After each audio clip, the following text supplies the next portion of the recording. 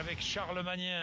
Twitter Bonjour. joue un rôle central dans la campagne présidentielle, Charles. Un chiffre à retenir, Twitter revendique 19 millions de Français inscrits, en majorité des hommes, plutôt jeunes, revenus assez élevés, des tweetos, comme on dit, passionnés de politique. Les 3/4 d'entre eux s'y intéressent, suivent des personnalités politiques.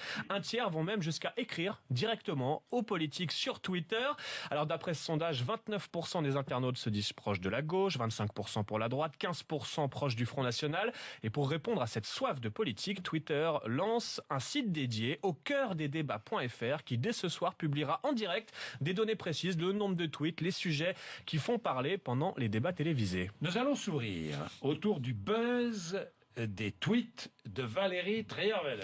Vous le savez peut-être dans le livre, Oui. vous le savez, vous Jean-Jacques, des journalistes Oui. Gérard Davet et Fabrice Lhomme, François Hollande reconnaît avoir utilisé l'expression « sans dents », mais selon lui, la phrase a été sortie de son contexte par Valérie Trierweiler. Mais hier, Valérie Trierweiler a tenu à réaffirmer sa version des faits. Pour le prouver, elle a publié sur Twitter un SMS que François Hollande lui aurait envoyé en 2008. « Je suis avec ma copine Bernadette, je lui ai fait un numéro de charme, mais tu ne dois pas t'inquiéter. » Dans son discours, elle a fait un lapsus formidable, rire général, même chez les sans dents. Alors le tweet est évidemment ravageur. Valérie Trierweiler a tout de même conservé ce SMS pendant plus de 8 ans.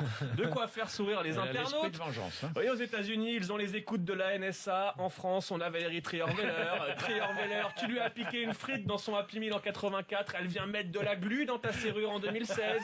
Il y a deux grands risques avec un téléphone. Le voir exploser et envoyer un SMS à Valérie Trierweiler.